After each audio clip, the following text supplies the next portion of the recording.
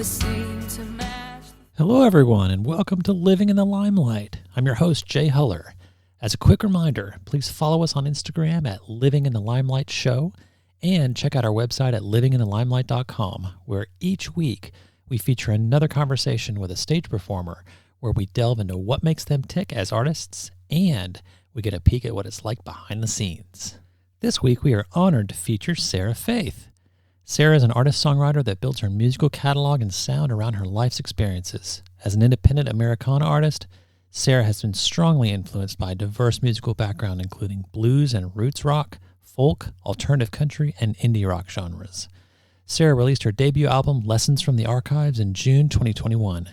She is also the winner of Goodyear's nationwide competition From Garage to Glory, which afforded opportunities like performing twice at the Rock and Roll Hall of Fame, singing the national anthem at the 2022 Cotton Bowl, and so much more. And, by the way, what you heard today as our intro is a segment from Sarah's hit, I Can't. So let's welcome Sarah. Welcome, Sarah Faith, to Living in the Limelight. Thank you so much for having me. I'm so excited. I am too. I've been wanting to talk to you kind of in this kind of setting for a long time because, as some of you know that are listening, she was a performer in the 2022 show of Georgia Has Talent. And when you have a show of any caliber, and back me up on this when I'm done, but there's no chance to connect with anyone because you're either performing or you're visiting, and then poof, everyone's gone. So I've been looking forward to this conversation. Is that true? Is that characteristic of when you go and gig somewhere? Do you walk away kind of like, I wish I'd seen that person or whatever? Or do you get to kind of get your full connections when you go do shows? No, I feel so guilty of this, and I feel like I should learn my lesson. Like, I'm always like, yeah, come, it'll be cool to see you and hang out. And then I'm always like in my car after show, like feeling guilty, like I didn't hang out with that person at all. But it's like, this is the nature of the beast, and I don't know if I'm ever going to like wise up to the fact that like, y'all can come hear all the dumb things I say on stage at my show, but for all the times that I promise you that we're going to hang out, like I'm just bold-faced lying to you. Not on purpose. It's just the way it is. I know, and that brings another question I was thinking about before we got on here together is kind of that balance between being a local regional artist and having some good intimate shows and going super big. In your mind, which do you think, because this is what I envisioned, I'm not that person, but let's just pick someone, I don't know, let's say Taylor Swift, okay, and you have all the glitz and glamour and you have this show, and then there's no time, I guess you're doing promotional stuff or you go back and rest and whatever. I can only imagine things are exaggerated as you get more into the limelight as to the draw of your personal life. Like you can't have that time with your animals at home, for example. Like when you go on tour, how do the animals handle that? You know, and if you were to get superstar famous, what would you really miss that portion of it? And do you think would you scale it back on purpose, or how do you think you'd handle it?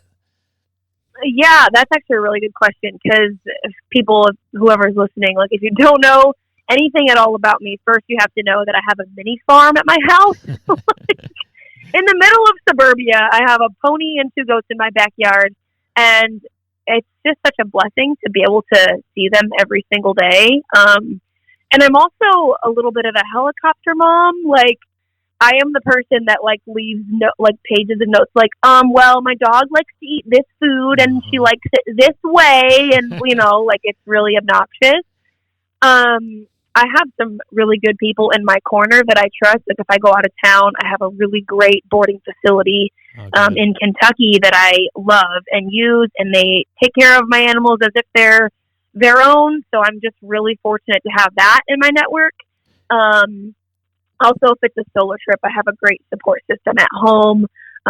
Matthew is really great about understanding that like I'm just like a little bit crazy about the animals, and he's like, "Don't worry, babe, I've got it under control." I'm like, okay, but or else I won't be able to concentrate on what I have to do, you know? Right. But yeah, it is a little bit, and I am a little bit of a homebody. So, I mean, I do love like being at home, like with my family and like with my animals and all that stuff. So it's definitely a trade-off. That's for sure. Yeah, and to speak to that, of course, I follow you on social media, and I see this. You're a DIYer. Like you jump right in, and this is maybe speaking to your creative side. And I want to think I'm similar because I love projects around the house. Like my wife will say, "Hey, let's do this. Let's build this," and it's boom, it's in process. But I'm at the store buying the stuff before we can even say, "Hey, can we afford this?" And I see you posting like your studio. I'd love for you to talk about that. Your new room that you've created for your creations and your art. But does that pump you up as much as creating a song, or does it get you? What drives you to go into those things? Because you clearly have an energy toward it. Yeah, I think honestly, it's, you hear the age old saying like "jack of all trades, master of none." Well, I feel like I'm determined to be the jack of all trades. Period. It's like my toxic trait. I'm just like, oh well, I can just paint this, and I can just build that, and I can cook this, and I can I'm like all over the place. It is a little bit. I think it comes with the territory to some extent. It's like I create music, I write music, I write the whole thing. I write the words, I write the chords. Right now, I'm producing my own record. Like Nice. it's like completely takes over my brain and my actions. And then when I'm a little bit spent in the songwriting, I'm like, okay, well, what's another thing that I can work on that can exercise me in another way? And I feel like if I look back at myself historically, like I've kind of always been that way. I've always known how to,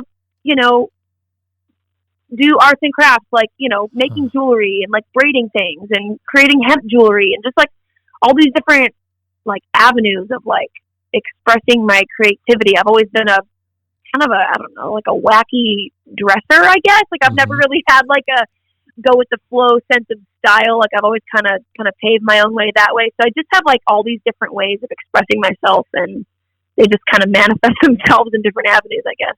Yeah. So that's the way I picture it. Even in the car. So you share where you're going and what you're doing in the car, and you're constantly thinking out loud. And it seems to me that you have an innate need for expression in one way or the other. It just kind of like surges out of you. And do you think that fundamentally that's what drives music for you? Like for wanting, because I hear people all the time who are maybe just beginning in music or in performance, and like, oh, it's so hard, and it's more in the negative realm, and they're like, I hate practicing 2 hours a day. It's the 180 opposite for you. I feel when I see you're like, I just can't wait to express more in your guitar development. I know that's been a new thing for you, I think for about 1.5 years or so, 2 years, where you're just like, I'm going to do this. And you started posting videos about certain chords, and then now you are actually on stage with some of your friends as a supporting guitarist. And so is that all? Which is crazy. I still feel like that's like, I'm like, why would you ask me? But I don't say that out loud because I don't want them to like feel like they can't trust me. Like, you can trust me. I will work my face off for you. But I just, 6 years ago when I started really hitting this guitar thing hard, I thought it would be cool to play for other people, but I didn't think it would ever actually happen. Yeah, and I think that whatever that is, if you could find it inside your soul or your body, is probably the source and the ember that kind of has pushed you in all these different directions. And thankfully for us, into music, because hemp jewelry is not really my thing, but I can certainly appreciate your music, and I love it. And I think that those who know you and listen to you are so thankful that is a direction that you felt pulled in. So let's move into a little bit about social media, because this is always a topic that is tricky for some people, because and I could use my own kind of family as a situation. Some of us are creators and some of us are doers. I'm more of a doer, and I'm not that artistic in my mind. My wife, on the other hand, she is all over the place about creation, and she can create anything similar to you, but she needs sometimes me to kind of do certain tasks to help it happen. So how do you, as an artist, as a creator, as a pusher of things into the universe, how do you handle the, I don't want to call them mundane things, but the the behind the scenes of getting your thoughts out, like the dials and the buttons of mixing and the creating of a post for social media. Is that something you also cherish and love to do, or is it something that you're like, okay, I've got this great idea? Oh God. Yeah. What is it like? Well, I will welcome the word mundane. And I will not accept the word cherish. I think I'll take that one and maybe do something else with. So social media and I have a very interesting relationship. At shows, I'm guilty of saying you can find me on social media where I throw myself under the bus as often as possible, because if I have to do it, I might as well have fun with it. So that's kind of my relationship with social media. I feel like a necessary evil in today's creative climate, unfortunately. I don't have the patience to sit there and learn everyone's TikTok dances. I don't even have the patience to really follow any trends, to be honest. Uh-huh. And it's the same as writing songs or playing guitar or getting dressed in the morning or whatever I feel like doing with my hair on that given day. The only way I can make myself be okay with the fact that I have to create social media, or I don't have to, I could not. I could just not. But the way that I've made my peace with it is I just allow myself to kind of be as ridiculous as I want with it, or whatever. I feel like it's very tempting and very difficult for me to kind of want to and / get over the idea of chasing that viral thing that everyone's chasing. We're all trying to be relevant, and we all want to be in everybody's feed, and we want 1,000 million followers, and oh my God, they have more likes than me, and they have more followers than me, and blah, blah, blah. And I have been guilty, very guilty of letting that tamper with my mental health. I've got to, sometimes watch that, because I've had, I've battled mental health things my entire life. And if I start letting social media impact my mental health, we've got a bigger problem on our hands. Absolutely. So I've had to be really conscious about how I use my social media and what I look at. I limit my scrolling as much as possible. I've got a timer. I learned this from my friend Gretchen. She runs this really amazing course, and one of the little mini courses that she offered was called From Dreams to Screens, and it was literally about okay, you're chasing your dreams, and I know that social media is a big component of that, but you don't have to spend your life on it. And I think sometimes as an artist, it gets tempting to spend our life on it, and we scroll it and we compare, and we're like, oh, that person's doing that, and oh my God, that makes me mad or sad or jealous or whatever. And I think that creates a lot of blockage and a lot of resentment within the creative field. So I've just had to try to limit that entering into my atmosphere, because otherwise I'm going to be borderline useless and not be able to really create the things that I feel I'm put here to make. Absolutely. And that's sage advice really almost for everyone, because I deal with high schoolers on a daily basis and talk about addiction to scrolling. Oh God, I can't even imagine. God bless you. Okay, it's to the point where if they've got the AirPods in and they're scrolling, they are so removed from reality that it's dangerous. I've seen people bump into walls. I've tried to get people's attention, and they're just totally out of it. And it can absorb you quickly. There's so much entertaining content, so to speak, out there that you could just mindlessly scroll. And I love that idea of keeping a timer. And I think too the balance of creation and putting it there versus absorbing it. And of course, you want to support your fellow artists, so there's some of that. And that's actually how we met, because it was through social media and Instagram. So I wouldn't throw it all away with away from everything, because it has its values. But if you get too embedded in it, you're right, it can be an issue. And it's definitely a delicate balance too, because as much as I'm I don't want to scroll because I don't want to, get my brain into a place where it shouldn't be, I'm pushing content out so that people who are scrolling can run across my stuff. So it's I feel like I'm sometimes feeding into the exact beast that I just don't know that I necessarily support. So I guess that's probably another part of why I try to be so, I don't know, Authentic. real. Yes. So that when people come across my stuff, they're not like, oh my God, she has the perfect life. Like, no, I want you to understand that my life is a wreck. And if you've run across my stuff, you've come across a person that like is a wreck, just like you. It's fine. Like, no, we're gonna be okay, and like it's okay for us to show up this way. Like, it's fine. Exactly. I think that's a charm, at least for some people. Some people are looking for that perfect golden palace kind of stuff, and they're watching the polished videos. But I, as a viewer and absorber of that, am totally appreciative because I can relate. Because all of our lives are a wreck in one way or another. And if I see, oh, wow, she goes and sings in front of 20,000 people, and then the next day she's feeding her goat, it really, it brings it home for me. Literally. Like, sometimes I look at, like, a few videos that have been online of me in the last, like, year or so, like, doing different things that I've been, like, so blessed to be a part of. And then I'm just like, but, I mean, really? People need to understand that, like, for as, impressive or whatever as the things I have been fortunate to be able to do are, like, I'm just as full and as impressed. Like, sometimes it's like, that's amazing that gets to be part of my life, but it is part of my life. Like, I still have a family, and I have a farm, and I don't get dressed every day, and I, go to the grocery store just like everybody else. And it's just like, and you get out and play soccer. What's that? And you get out and play soccer sometimes too, right? Yeah, sometimes I play soccer, and I'm actually, like, later tonight I play golf, so we're in a golf simulator league for this winter. So it's just, it's like, I don't know. I feel really lucky and really blessed, but also, like, if ever people are like, oh my God, your life is so, like, I'm just like, understand that, like, it's the same. Like, we're the same.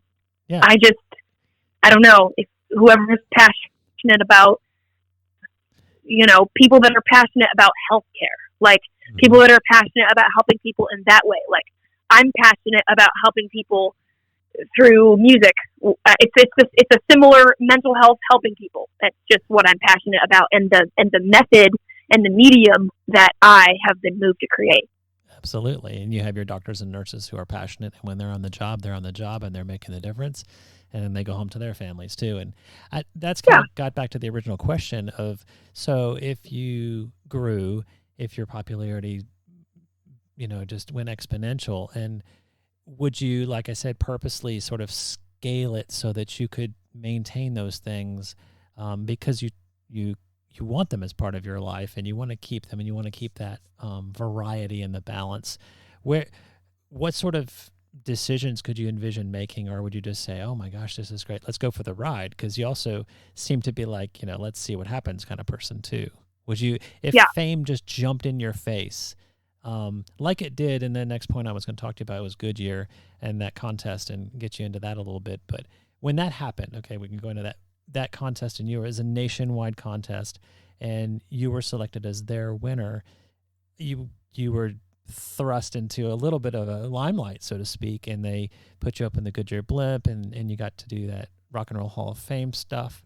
Talk about how that maybe changed, and how did you have like any sense of, oh wow, this is so much, I'm missing my whatever, or was it enough for you to kind of tolerate and enjoy? Well, I feel like the way that all happened, like, for instance, you see, like, touring musicians, they go out for, like, months at a time, and they're playing every other night, and, they're on the tour bus, and then they're in a hotel, and then they're here, basically they are on the tour bus, and if they're not on the tour bus, they're maybe, like, at sound check, but then they're back on the tour bus, and then they play a show, and then they go back on the bus, and they drive all night to another city, and blah, blah, blah. Yeah. And I've really had to kind of think about what I want my life to look like, because I do have ambitions of traveling around and playing music in all different kinds of places. But I also know that my family life is very important to me. So, like, for instance, with the Goodyear thing, the way that those opportunities were kind of spread out, it felt like I was able to say yes to them easily, because, there was the stuff that was going on in October, and then there was some more stuff in December, and then some more stuff happened in February. I see. Now, okay. do I think that once this like gets rolling and like I'm able to make a career out, like, you know, it is a career right now, but like, you know, I would like a little more steam than every other month, obviously. Right. But I do think that, like you're saying, like there is a balance.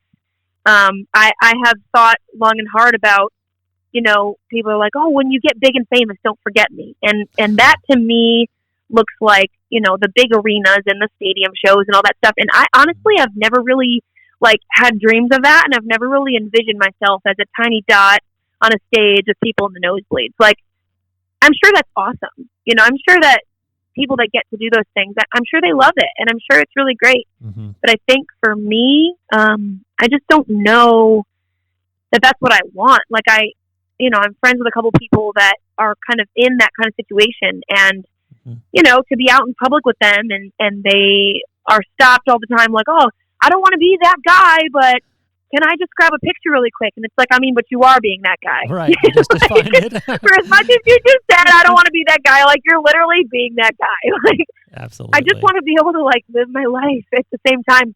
And I don't know, like, if there's a happy medium that I can create in the middle of that, then I'm, like, totally game for that. I've been called out in public one time, and it was, like, such a freak weird thing. And they were like, oh, my God, are you Sarah? And I was like, yeah. And, I mean, it's got, like, a cool feeling to it, but at the same time, like, if that was my daily life and I couldn't like just go to the store in my sweats without people being like, oh my God, you know, I just don't feel like it's not about the same for me. It never has been. It's just about creating music that is music that I kind of need when I'm in my situation, and hoping that it reaches the people that it needs. And I think that's kind of exactly the motivation behind, the tour that I'm creating. Yeah, I was going to talk about that. Bring it up, yeah. Yeah, for 2023, I'm looking to create my own tour, and this is something I've been wanting to do for 5 years. And I think, you know, hopefully I'm answering your question, but I think it plays right into that work-life balance that I really crave, because I do love being home, and I love my family, but I also love performing, and I love creating music, and I love creating relationships with people around the music that I'm creating. And as an independent artist, it's like so hard to fight the radio game and fight the, you know, the bar game, and like putting my resume together and being like, hey, like this is what I've done. Like I did this stuff with Goodyear, and I went to the Rock and Roll Hall of Fame, and I sang the anthem at the Cotton Bowl in front of God knows how many people. It's a really good resume. I like didn't even know they were going to televise it. So I don't even know how many people that anthem was in front of. But then there's people that, you know, like I go to a certain market and I'm like, you know, there's literally people in my inbox that are asking me like, can you come to this city? And I'm like, sure, let me try to find some venues in that city. And those people are like, okay, well, what's your draw in this particular city? I'm like, I can't make guarantees about how many people are going to show up to the show because they have lives and they probably have things they have to take care of. But, you know, so it's like this convincing game of like trying to be like, yeah, like I'm good enough to come play at your bar. And I just, I'm not above it. Like, I understand that that's sometimes part of the game, but I also know that I have dreamed for 5 years of creating my own tour. So that's kind of what I'm doing. In 2023, I'm doing, it's called Live and Local. And the name just kind of hit me like a ton of bricks. Oh, that's a perfect And name. it was like, you know, instead of trying to chase all these markets and go to these bigger cities, what if I just found some people that were really into the kind of thing that I'm creating that wanted to host me in their backyard? You know, what if I just really grassrooted this whole thing and just took a step back from trying to be in these venues' ears and trying to sell tickets and trying to do all this stuff, and just was like, you know what? For all the people that are like, when are you going to come to my teeny tiny map dot city in Colorado? Like, okay, let's make it happen. Like, I can come there in April. Like, is your backyard good? Like, I don't need like these stages and these venues and this stuff. Like, I'm cool with like simplistic, you know, I'm cool with just like me and a guitar and just making relationships and meeting people and just sharing my story and just seeing what kind of community we can create together, you know? Yeah, and that's what got my attention immediately when you started describing that on social media. I mean, it was just it draws right back to that beginning. We were talking about that ember, that drive that you have, just wanting to share. You're literally telling people, I will bring myself, I'm going to bring my equipment, and I'm going to show up. And if you've got a place for me, it's kind of like, we'll leave the light on for you. And I admire that so much, because it is, you have defined what really a true artist is. A true artist is someone who has something to share, and they want to share it. And let's get out of the way of all the middlemen and everything, and go direct. And it's like you and me right now, picking up the phone and talking to each other. It's a direct connection. And I think that you are doing that with this tour. So I can't wait to see. I can envision some people who are great fans of yours that have these barns and they just have the stacks of hay and everyone could sit on, and you've got the electricity out there, and who knows, you're going to find some places and I never thought the acoustics in a place like this would be so good, and you'll learn some things. So I am so much looking forward to you documenting where you're going and everything, because I know you'll share. I think that's going to be absolutely amazing.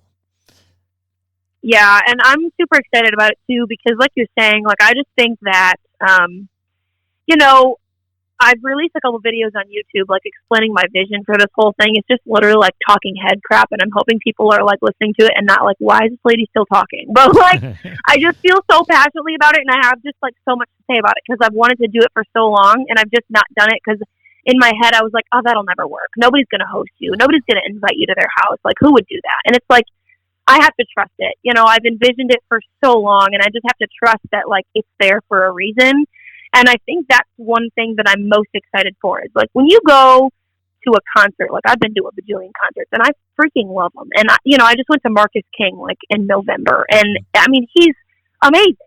I love Marcus King so much, but he wasn't at my house. Right. And he wasn't with my people. I was there with Matthew, and we enjoyed the hell out of that concert. But there's a certain disconnect. I'm there and I'm in the room and I'm watching this all happen live, and it's unbelievable. But there's still it's put on by the man, and the venue is run by the man. And we bought the tickets, and we went to the thing, and it's this whole thing. You make a whole thing out of it. I got dressed up, and we leave our house, and blah blah. I want to kind of cut all that middle stuff out and be no, just as authentically as my music is created, and just as raw as I'm going to show up, I just want to come to your environment. I don't need bells and whistles. I just want to hang out and be friends. And, I'm never going to, well, I shouldn't say never. Maybe I will. But for right now, I'm not friends with Marcus King. I'm just a fan. Right. And I want my fans or people that are interested in jumping in and doing this with me, I want them to feel like they're in it with me and part of it, and kind of living it with me, because the stuff that things that I've gone through aren't so horrible that no one's heard of it. My mom was an addict, and I got a divorce last year. That happens to a lot of people, and I've just tried to navigate as best as I can of how to get through it. And I guess my message is if you can relate, this one's for you. Or if you're going through it right now, this one's for you. That kind of thing. Just that really good one-on-one connection.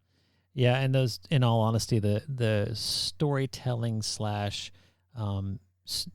personal relation songs, to me, will always be the bread and butter of the ones that reach to me, instead of something that has a message that is so far from anything I would ever experience that I can't relate to. And so I think that's fundamentally one of the greatest things about your songwriting, is that you do draw from personal experience, real personal experience, or at least observation that is spoken in an authentic way. So speaking of the local and live tour, and you're bringing gear with you and bringing stuff, I always like to mention gear because some people are particular about it and some people don't care. The last artist I interviewed, she's like, yeah, I got this this guitar as a birthday present, or whatever, and this is what I use. But you've been in this for a while, and you've probably used some things that you like and you don't like.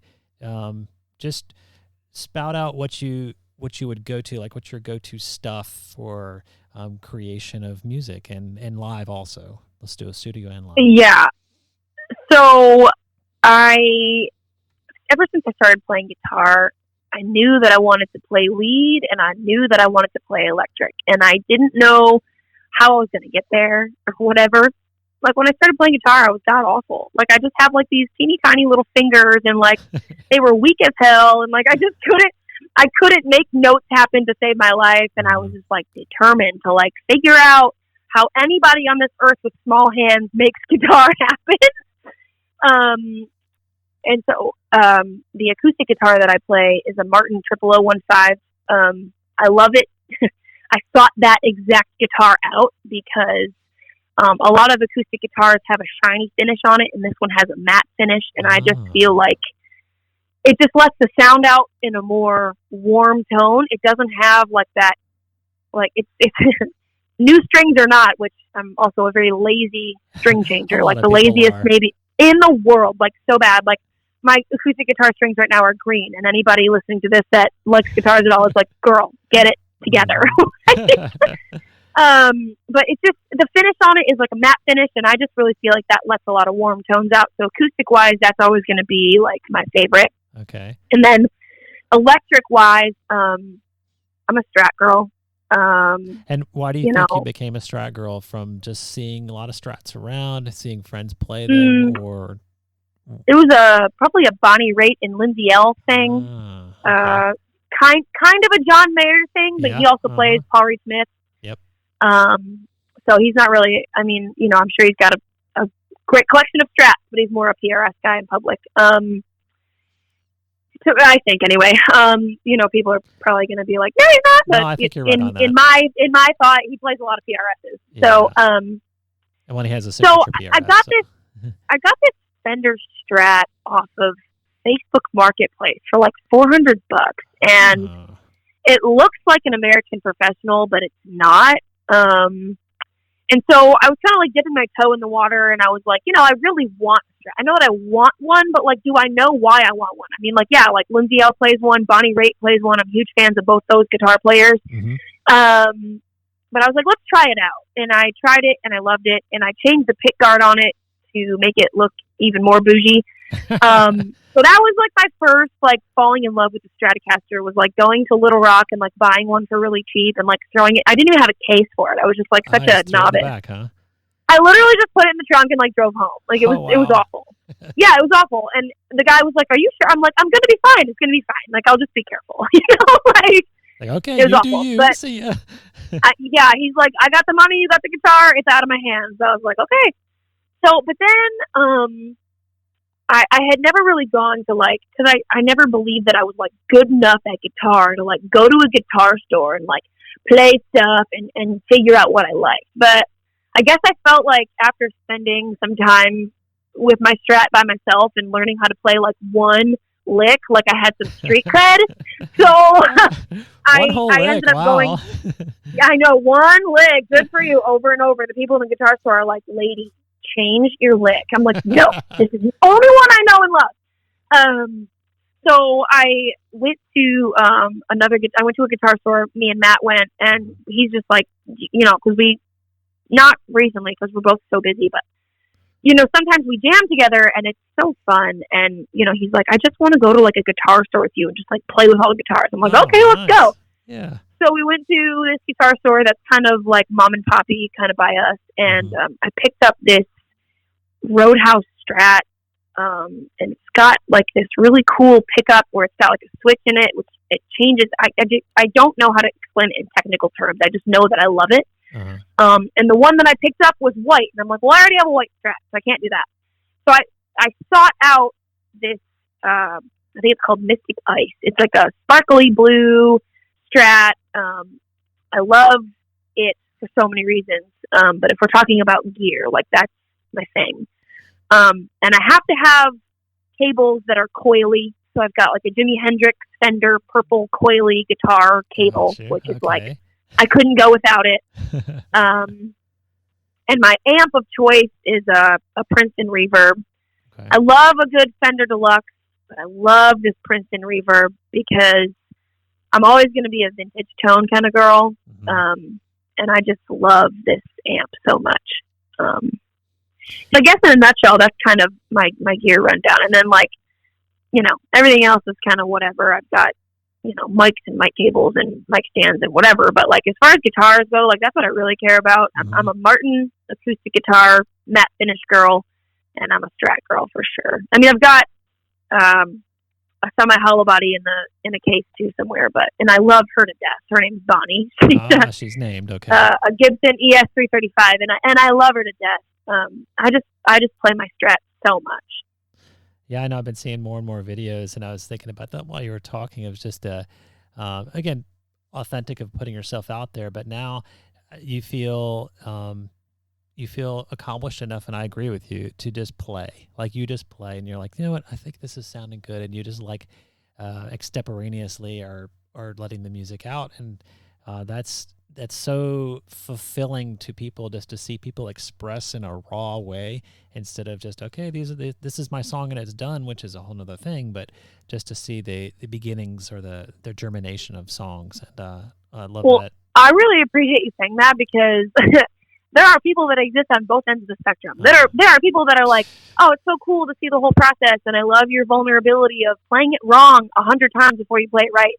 And then there's sometimes when I will like, because I don't know, I just think that showing the behind the scenes is kind of cool. I'm all about. I don't know, it's the kind of stuff that I like to see. So I guess I'm just doing stuff that I think I like to see. But then there's like Debbie Downers out there that are like, you should really learn how to play that thing before you hit record or whatever. And I'm like, you know what? I'm sorry that you live in such a sad life. Yeah, no, I saw your post about like that. I don't feel like I have to have it perfect before I hit the record button. Absolutely. I mean, I judge myself enough for enough stuff. I don't need that kind of negativity in my life. Exactly. And yeah, I know and for everyone, being in the limelight or not, that's something that you're just going to, and your attitude toward it is amazing. Some people were like, oh man, gosh, that's going to get me down or whatever. But you're like, yeah, okay. Well, you can, go listen to someone else or whatever. And you just move on. Yeah. And I think that's super healthy. I can't claim perfection and claim that I don't sometimes think like, oh shoot, like what's someone gonna think if I post this god awful thing? So maybe I do redo it if it's absolutely god awful. But at the same time, like I do feel like it's getting more normal, and like my normal knee jerk reaction is go somewhere else then. If you want someone that's been doing this for 900 years and has it all figured out and can play every lick with their eyes closed, like Carlos Santana. Yeah, go to there. Yep. So, there are people like that, but I guarantee you that all those people were exactly where I am at some point. And absolutely.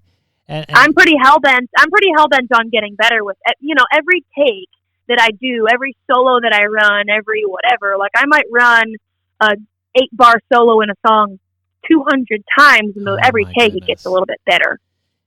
Yeah, and that's the behind the scenes things that people don't really see, and that's what I love about the reveal in these conversations is we get to see the work behind the end product, because it isn't just something that just happens.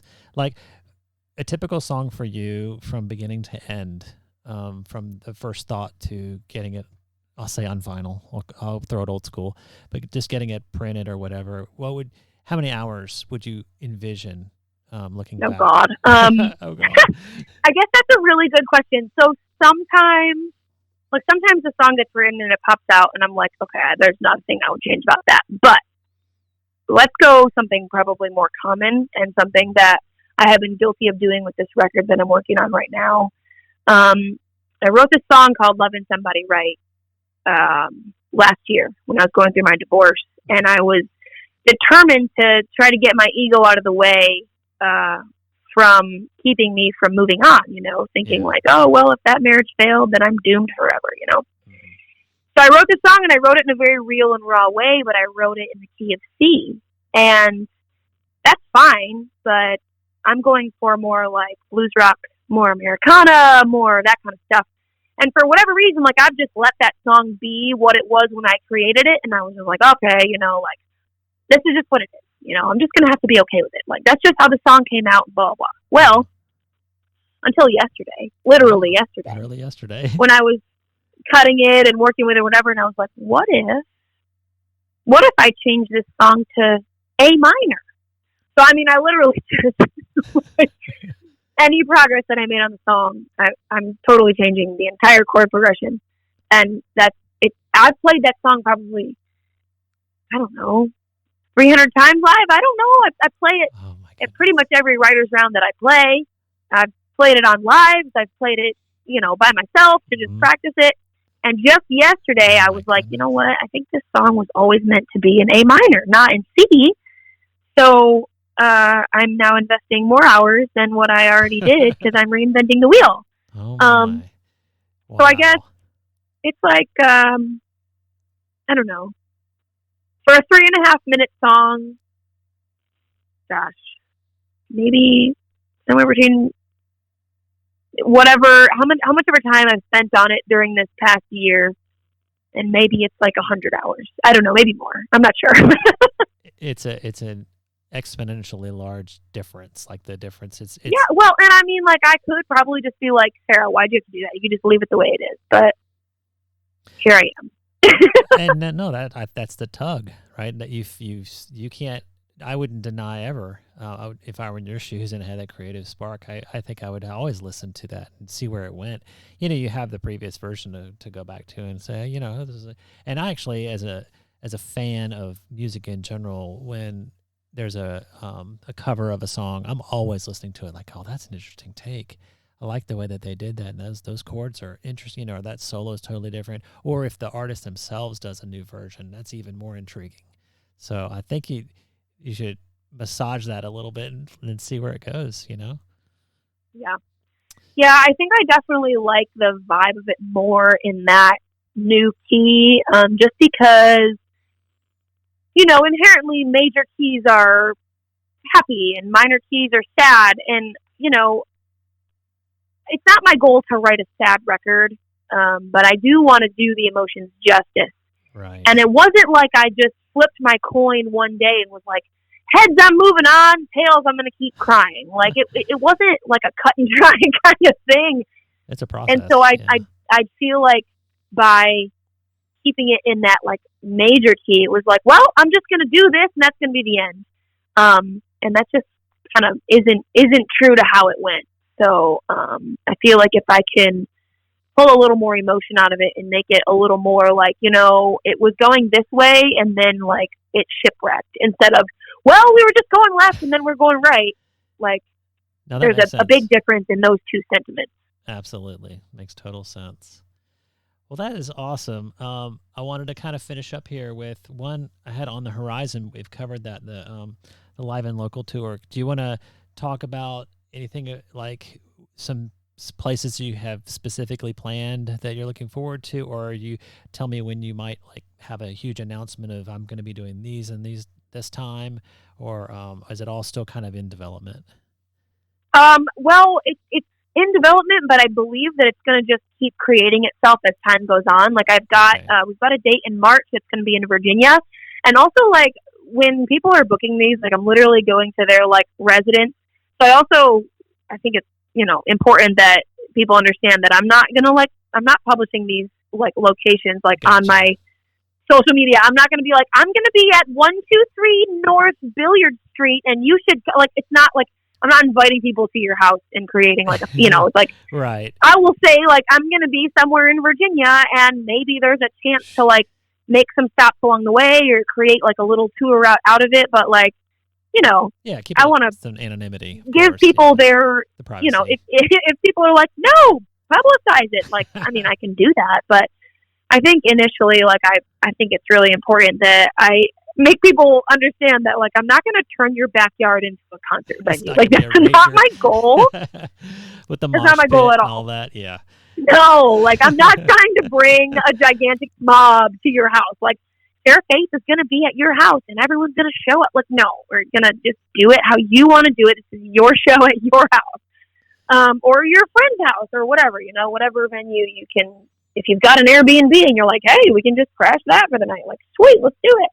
That's so nice. I love that. I'm just so excited to see like kind of what the tour does on its own. Like, I'm going to give it all the love and all the energy that I can literally possibly muster. And then we're just going to see like where it goes. Like between the month, like obviously it's the holidays and nobody's hosting anything right now, right. Which I understand. And then it's winter, which we're not trying to have a backyard party in the winter either. Also get that. unless we're going to Florida or Texas, then maybe it's an option. But, I'm thinking like February or March, we should be able to kind of get some feet on the ground. Mm-hmm. And that's kind of my main focus right now between the record, getting the record done. I feel like I'm kind of blessed with this time frame and the way that my brain thinks this all should work out.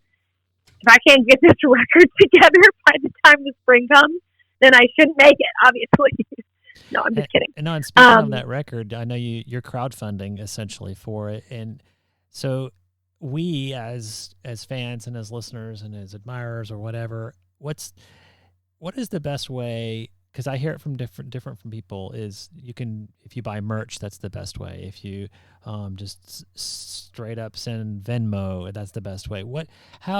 Because obviously you're putting gas in your car, you're feeding yourself along the way to get to these places. This is self-funded. You do not have a record company pushing you through all of this. So how can people, I know, how can people help you directly? We'll put all your social media on the website, of course, and I want you to mention all that at the end here, but what's the best way for us to help you make these kind of things happen?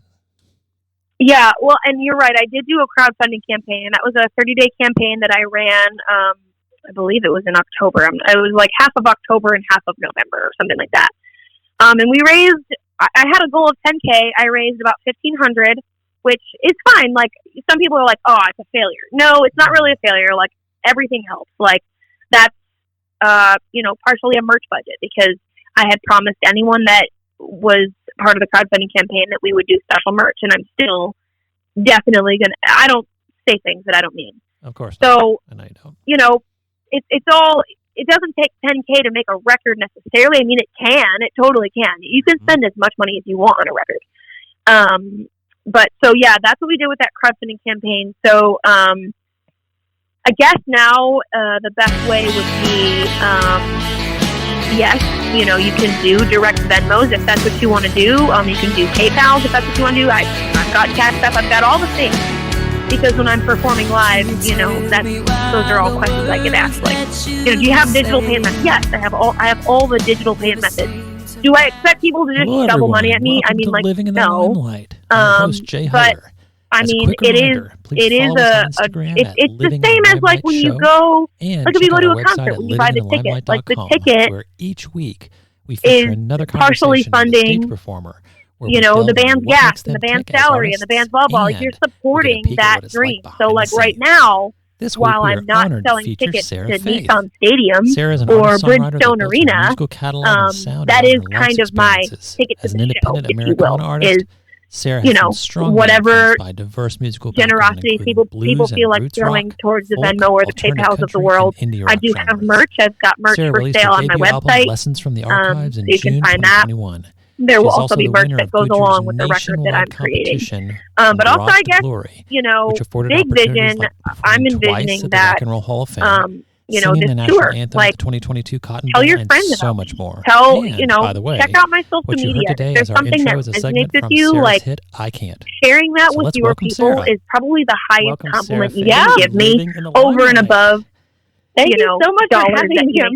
I appreciate every bit of generosity that anybody's willing to give. But I think a higher compliment, personally, is, hey, dude, I just heard this girl sing this song, and it like hit me right in the feelings, and I want you to listen to it. There's no chance. Then maybe that person wants to host a show, or maybe that person knows somebody that wants to host a show, and they're like, no, I got to get this girl to my backyard. Like, if this girl is talking about doing shows at people's houses, I need that. I want my friends to meet her. That's for me where I'm kind of gunning for as an artist. It's not necessarily about like having people send money to my Venmo so that I can create a salary, and I feel like I want to make a living by creating relationships. It'd be cool to see people you being and like, hang out. no, like that thing that you wrote that you needed, like I needed that too. So feeling guilty for writing that, I didn't hang out with that person at all. But it's like, just the nature of the beast, and I don't know if I'm ever going to like wise up to the fact that like what you're doing, y'all can come hear all the dumb things I say on stage at my show, but for all the times that I promise you that we're going to hang out, like I'm just bold-faced lying to you, not on purpose. This is the way it is. I know, and that actually that brings another question I was thinking about before we got on performing at a certain house in the neighborhood, kind of that, and then across the neighborhood balance between literally like being a local regional artist, the friend of that, having some good intimate shows and going super big, expands. Because I don't know, mind, I haven't ever heard. This is what I envision. I've of a single artist who's that person, but willing to someone I don't know go through that. Let's say Taylor Swift. And that's poor terminology. You have not willing all the glitz and glamour, and you have this show, and then you desiring to go through. There's no time. I guess go to your place, doing like promotional stuff. It's so personal, rest and whatever. I feel like I can only imagine things are exaggerated as you get more into the limelight, as to the draw of your personal. I really hope that too. I've heard of a couple of artists doing this. I've actually this summer I was fortunate enough to attend a show like this, and it re-sparked my desire and my vision to be like, you know what? I put that dream like kind of on the back burner, but like no, like this is what I want to do. Like I got a little caught up for a little bit in doing it like everybody else does it. Really I got, people, whoever's listening, like, if you don't know anything at all about me, first you have to know that I have a mini farm at my house, and I love writer's rounds. I have my own writer's round that I host. I have a pony that goes in my backyard. And you got to go to Nashville. You have to do things to be able to see them every single day. Try to go viral on TikTok. And I like left that infiltrate my head for a little while for like a couple years. Like pages and notes. Like, well, my dog likes show, and I kind of really feel like that was kind of divinely intervened into my path. Really obnoxious because it was just so random. I have and so I showed a good show in my corner that I trust. If I go out of town, I have a really great boarding facility in Kentucky that I love and use. This is what I take care of my animals. This is what I have to do. I have to. I'm just really fortunate to have that in my network. At first, it's probably just going to be in my car, and then maybe I'll be able to get a great support system at home, and then maybe I'll be able to remodel the really great about like understanding that like I'm just like a little bit somehow crazy about the animals, and I know I'm not like control. Like okay, I could push. I just her up, and we'll be able to concentrate on what I have to do. All this like design, it is a little big. It's so cute, and I am a little bit of a homebody, so I mean I do love like being at home with my family and like with my animals and all that stuff. So it's Chip and Joanna. It's definitely a trade-off for sure. But I was at that show and I was watching this whole thing happen, and I was like, this is still the dream. This is still it. This is still speaking to how I want to make this happen. I still want to let's do this. Let's build this. Go straight to the source. Straight to the people, meet them, talk to them, even say, hey, can we afford this? Bring the joy, fill my own cup selfishly in the process. Because I really just feel like I've never felt more purpose on this journey than when I am playing to people that are interested in hearing that kind of message or being in that kind of room. Yeah, and I had a woman come up to me once. You mentioned earlier that like when I was a kid, my mom was an alcoholic. She was abusive, and my dad got frustrated me eventually. And my mom passed away 5 years ago from her addiction. It's like it's just been like this journey to figure out what that means in my life. And I had a woman come up to me and she was like, hey, I'm like all over the place. I don't know you, and I don't know why I'm sharing this with you. A little bit, but I am 8 days kind of over the territory. I really appreciate you sharing that. Like I create music, I write music, I write the whole thing. Your song, I got to see what my daughter must right now. I'm like producing my own record, like hard time with my addiction, and I finally understand completely what my daughter is seeing, my brain and my actions struggle. And then could you please send me that song because it's been in the songwriting? And I was like, okay, well, what's another thing that I can work on that can exercise me in another way? It's not. And I feel like if I look back at myself historically, not the stadium. I've kind of always been that way. One person that's known how to says, I'm going to stay sober for my daughter. Do arts and crafts, making jewelry, and braiding things, and creating hemp jewelry, and just like all these different helping me write avenues of like expressing my creativity. I've always been like any sort of special person with any special powers, I guess. Like, I've never really had like a girl go with the flow sense about her style. Like I've always kind of like help people my own way that way. But I just have like all these different ways that I've been expressing myself through in my life. They just kind of manifest themselves in different avenues, I guess. That is art in its truest form. And that's the way I picture it from their soul and their even in the car. So you share, I feel that it's where you're going and what you're doing. You're not crying. I'm constantly thinking out loud, and it seems to me. I almost did. I kept it together, Jay, but I almost let it go. I was like, no, Sarah, keep it together. Good doing it. I'm proud of you. Do you think I got to get through one dang interview without crying, I swear. Well, I don't want to be whatever the wanting Oprahs of the world people all the time who are cry. So we both did a good job. Or in performance. So let's finish off with getting you some.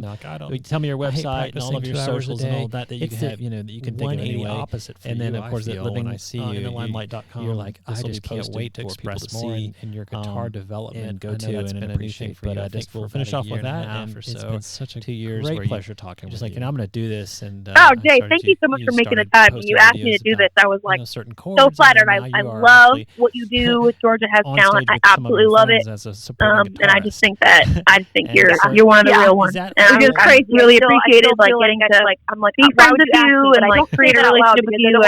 I feel so blessed. I feel like they can't trust me. Like you can trust me. I will work my face off for you. But I just my website 6 years ago when I started really hitting this guitar thing hard. If you're intrigued by the cool to play for other people, but I am going to SarahFaithMusic.com/live and local. They'll just like it sounds. Whatever that is. I'm on Instagram, SarahFaith_music. I'm on TikTok, SarahFaithMusic. And as promised, I throw myself under the bus as much as possible because if I've got to do social media, I might as well have fun with it. But I can certainly appreciate your music and fantastic. And I love it. I wish you terrific Thanksgiving those holiday know with you your family and listen to the you rest are of so the thankful that that is a direction that you felt to finish that album that everyone's looking forward to. So in the live and local, let's move into a little bit about social media because this is always a topic. Whatever you share about that, we will absorb and help support. And I could use my own kind of. Yay! I appreciate you so much, Jay. Thank you so much. You as some well. of us are creators, talk to you some soon. of us are doers. I'm more of a doer, and I'm not that artistic in my mind. My wife, on the other hand, she is all over the place about creation. She can create anything similar to you, but she needs sometimes me to do certain tasks to help it happen. So how do you, as an artist, as a creator, as a Can you tell me how we got to this place? I don't want to call them mundane things. I never thought that this is what we'd become. Dials and buttons. And I am tired of feeling like I am such a villain, like the reason that we came undone. Oh God. Cause I'm not the reason we came undone. Well, I will welcome the word mundane. And I will not accept the word Paris. I think I'll take that one and maybe do something else. So social media and I have a very interesting relationship. At shows, I'm guilty of saying you can find me on social media where I throw myself under the bus as often as possible because if I have to do it, I might as well have fun with it. So that's kind of my relationship with social media. I feel like a necessary evil in today's creative climate. Unfortunately, I don't have the patience to sit there and learn everyone's TikTok dances. I don't even have the patience to really follow any trends, to be honest.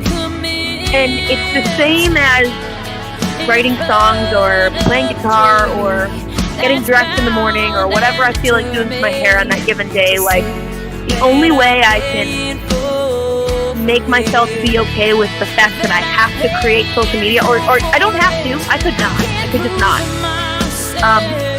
But the way that I've made my peace with it is I just allow myself to kind of be as ridiculous as I want with it or whatever. I feel like it's very tempting and very difficult for me to kind of want to and / get over the idea of chasing that viral thing that everyone's chasing. We're all trying to be relevant. We all want to be in everybody's feed and we want 1,000 million followers. And oh my God, they have more likes than me, they have more followers than me, and blah, blah, blah. And I have been guilty, like very guilty of letting that tamper with my mental health. I've got to, sometimes watch that because I've had, I've battled mental health things my entire life. And if I start letting social media impact my mental health, we've got a bigger problem on our hands. So I've had to be really conscious about how I use my social media and what I look at. I limit my scrolling as much as possible. I've got like a timer. I learned this from my friend Gretchen. She runs this really amazing course, and one of the little mini courses that she offered was called From Dreams to Creams, and it was like literally about like, okay, you're chasing your dreams, and I know that social media is a big component of that, but you don't have to spend your life on it. And I think sometimes as an artist it gets tempting to like spend our life on it, and we scroll it and we compare, and we're like, oh, that person's doing that, and oh my God, that makes me mad or sad or jealous or whatever. And I think that creates a lot of blockage and a lot of resentment within the creative field.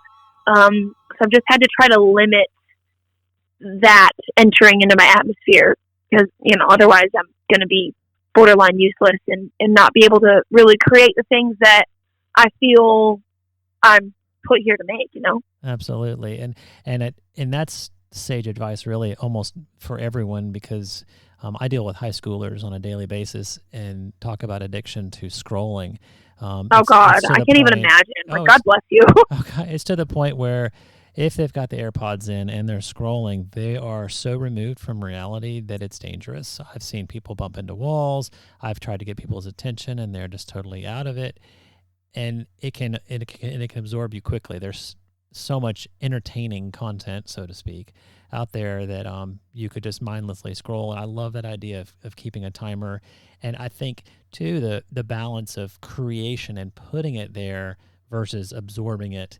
And of course you want to support your fellow artists, so there's some of that. And that's actually how we met, because it was through social media and Instagram. So I wouldn't throw it all away with away from everything, because it has its values. But if you get too embedded in it, you're right, it can be an issue. And it's definitely like a delicate balance too, because like as much as I'm like, I don't want to scroll because I don't want to, get my brain into a place where it shouldn't be, like I'm pushing content out so that people who are scrolling can like run across my stuff. So it's like, I feel like I'm sometimes feeding into the exact beast that I just don't know that I necessarily support.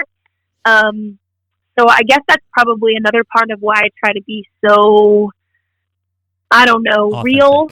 Yes. So that when people come across my stuff, they're not like, oh my God, she has the perfect life. Like, no, I want you to understand that my life is a wreck.